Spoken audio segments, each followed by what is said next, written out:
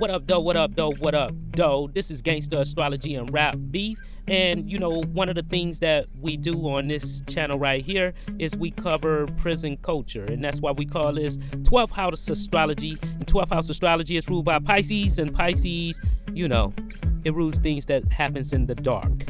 And so our question today is going to be, is being gay in prison viewed as the same as a person being gay in society? Now, some people probably like, what the hell is he talking about? Well, I get a lot of questions on this subject, and it's a valid question. It's something that a lot of people are curious about but don't know how to ask. It's something that some people experience and don't know how to deal with it. And it's something that a lot of people probably gonna be mad as hell that I'm going over this topic and giving you the ins and outs on what's going on with this when you deal with prison issues. Here's the warning. I am not asking for your permission, nor am I asking for your agreement. I am not trying to justify, nor am I going to condemn any of this stuff. No human can tell another human how to live inside of inhumane conditions. In other words, no human can tell another human how to live inside of a cage. That's what it is. I'm not going to go into all of the other stuff. I am going to state the facts from my observation in growing up in prison for 24 years straight, from age 17 to age 41, a couple months away from age 42. And so some people that's been there may have a different perception, may have a different take, may have a different perspective, and everybody is entitled to that. And I'm just giving you the real as I have seen from my own years and living there. There are basically three areas that we are going to go across, and of course I got notes on this stuff, but one of them is being gay in prison viewed the same as being gay in quote-unquote free society or the free world or the streets? Number two, how do religious groups deal with gay people in prison? Number three, what percentage of men are gay and engage in those same-sex activities, and what alternatives do the other people seek? First and foremost, it's important for us to note that regardless of what you think about it, prison is an artificial environment.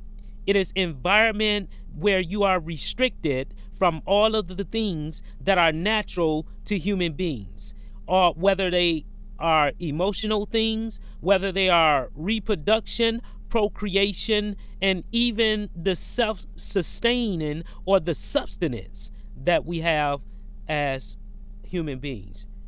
So the question may sound simple, but it's not as simple as that.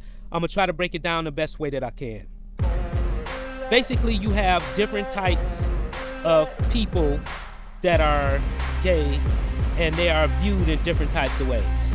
The dominant, you have what's called active and what's called passive. In different states and different prison systems may use different terminologies, but the same reality exists.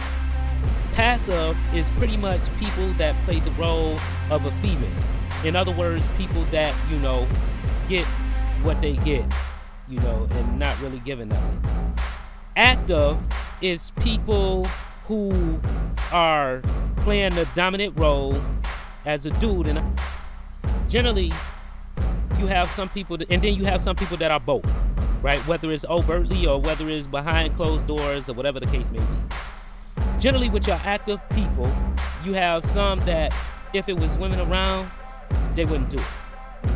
And then you have some that they may have did it one time or two times, in an active way, not receiving anything, and I'm trying to keep this YouTube friendly and definitely not graphic.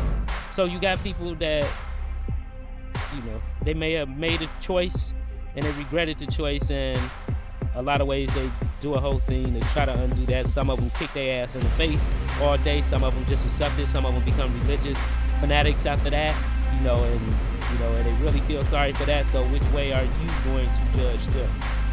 I really don't give a damn how a person judge somebody if you haven't been inside of that position. And then you have people that already was using in the street, and that's what they call using, right? Using is people that engage in those type of activities. That's what's using. So you have people that was like that before they went to prison, and they continue to be like that after being in prison. And then you have what they call white owls, right? White owls are usually those brothers, walking around with the dark locs or sunglasses, and they always up under a real young Caucasian person or a real young person of another ethnicity. They call them white owls because they usually active and passive, but the passive part they usually keep hitting. They call them sneaky blockers, whatever, and so all of those people are viewed in different ways, right? For instance, you wouldn't go around for a person that's active or a person that's using, generally you have some people that's gonna view it all as the same, but that's a minority. But then you have some that's, if a person is not passive, but they using or whatever, they might have a group of people that they deal with that's 100% straight. They may have brothers that's 100% straight. And some of them will probably try to, discourage them from that periodically, but at the end of the day, everybody got one picture on their ID, and that's who it is that have to do that bit. That's who it is that have to do that time. And there's 3 rules that they tell you when you come through the door. The 3 rules that they told me, the people that had concern for me. The way to stay out of trouble is to not gamble or not become in gambling debt, but first and foremost, to stay out of people's business and don't mess with boys. And here's another terminology that's a point of contention. Usually people kind of feel some type of way that's been locked up for a period of time if you call them a boy, because the ones that were called boys are the ones who were mostly passive. That was gay. That was playing a role of females, if you will, playing a feminine role. And so people that just use, but that's active and not passive or not known to be passive, they with the fellas, they the ones, when they get thick on the yard, they gonna be there with the burners. They not gonna be the one that you gonna run up on, be like, oh, you such and such and such and such, using the F word and using all of that. You probably get your head knocked off, or you probably get something stuck in you, that you're gonna have to go to medical for, if you're lucky to go to medical. So that's a different type of breed. It's kind of like the difference in a way of dealing with somebody that's a crack addict as opposed to somebody that's a heroin addict. For those people who sell drugs or whatever, you have to deal with those two in a totally different way. You probably have zero chances of disrespect in dealing with somebody that's just a heroin addict as opposed to somebody that's just strung out on crack, right? So, but then you have the passive ones, right?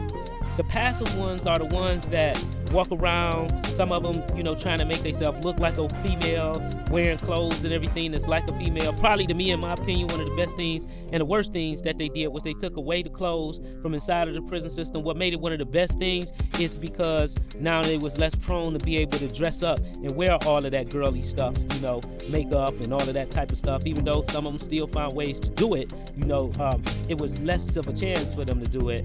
And so you had less people that was tempted because you deprived from a natural urge of human nature.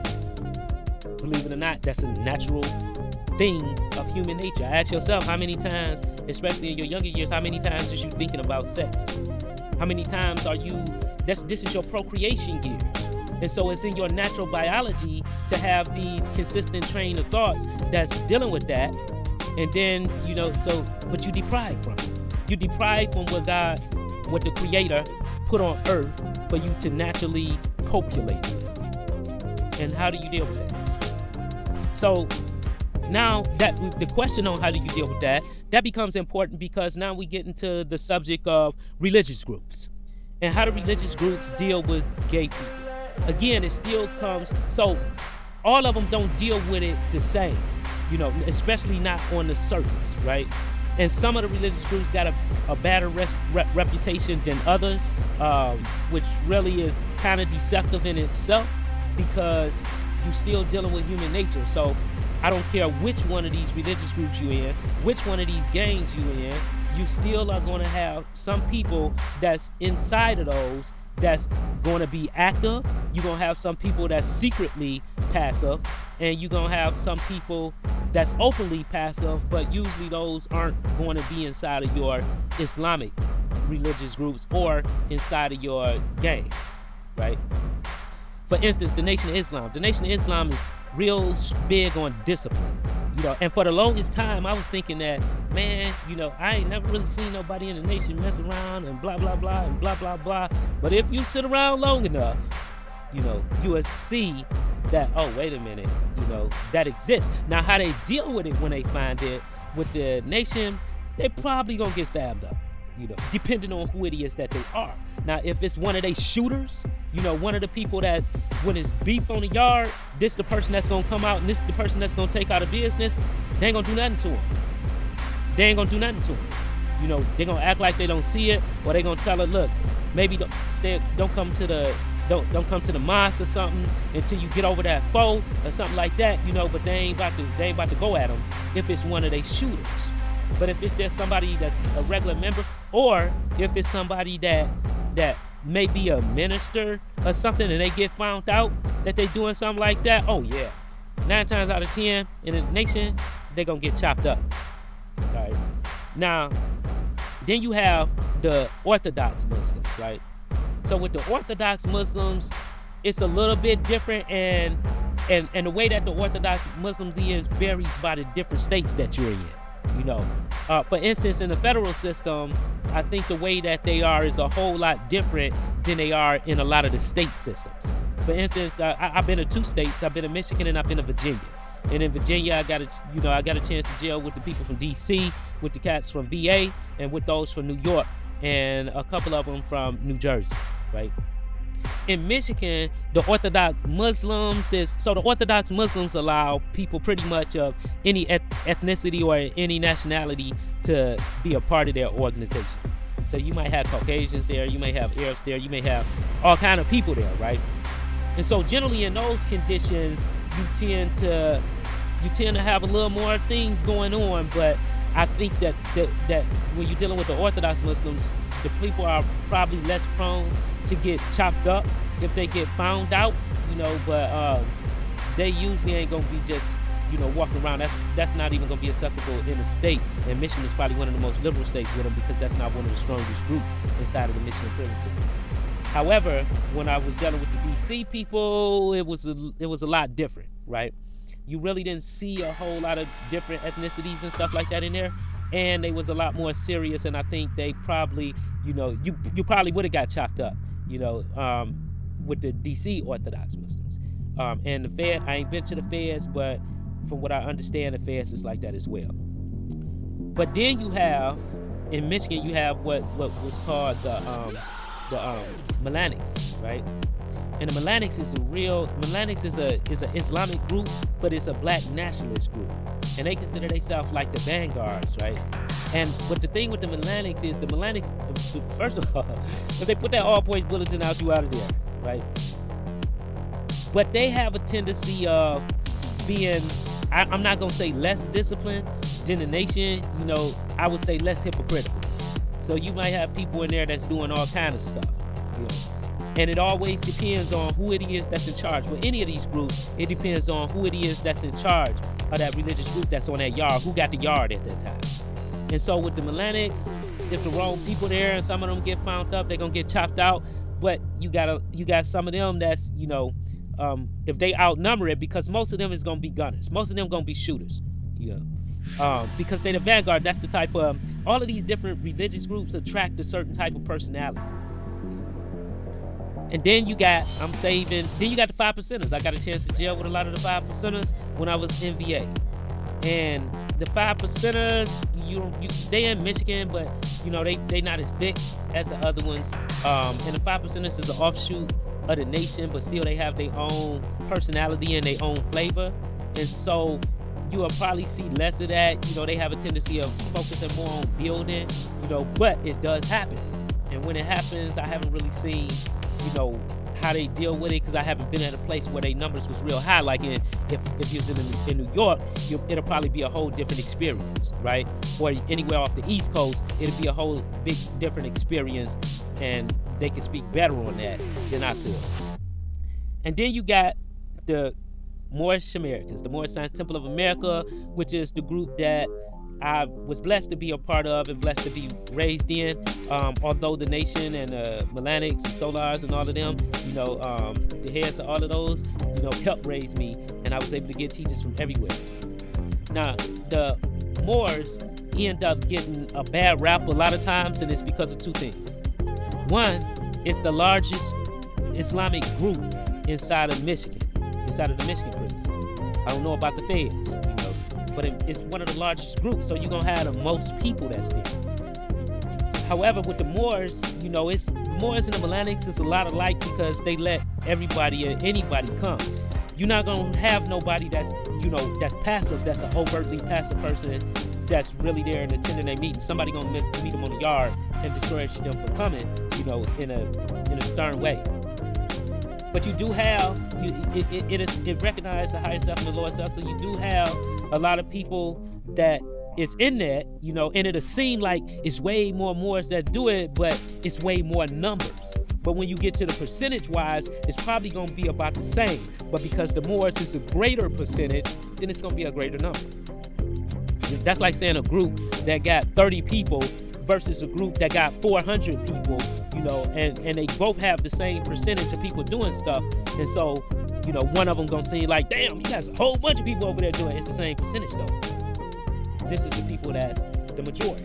This is the dominant group that's there. And so how they usually deal with it, they less prone to stab people that whether they passive or if they active. If they active, it depends on if they are actually active on that time, right? Active is aggressive, the opposite of passive, aggressive. It depends on who it is that's the GS at that time, or who it is that's the first lieutenant. You got some people that's sticking straight to the codes of, uplifting fallen humanity, and everybody have sins, everybody have broken blades and things of that nature. So they not gonna try to put any type of harm or anything like that to them. But then when you're dealing with somebody that's active, they probably just tell them they can't hold no functions. You can't be in a leadership position. You can still come to your meetings as long as you ain't got no garbage or nothing going on the yard right now. You can still come to your meetings, but you can't hold no positions, right?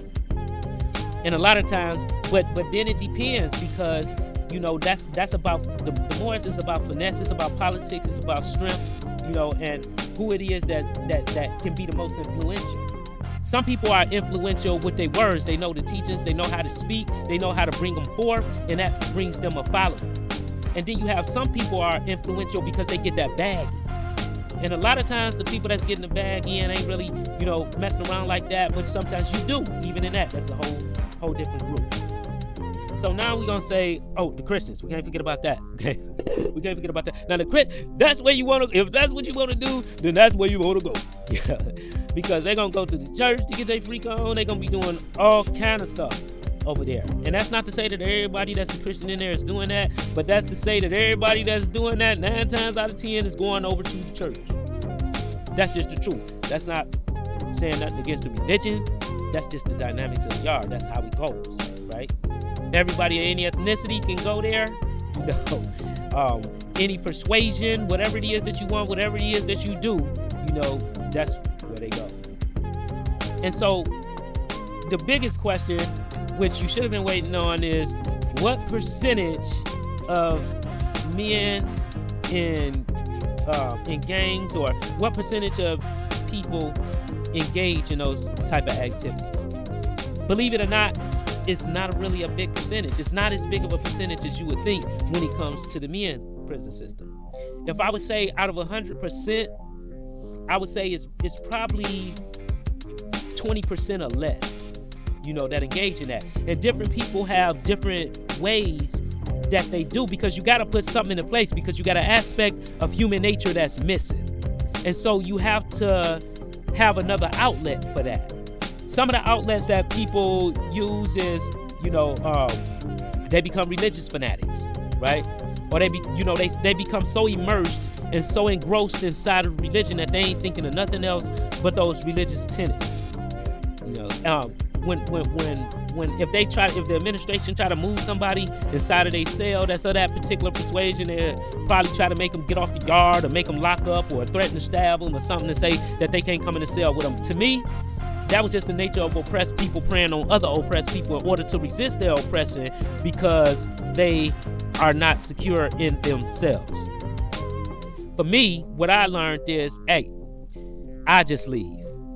Because because of how somebody is, I'm not going to restrict the little bit of freedom that you have, which is the freedom to be yourself.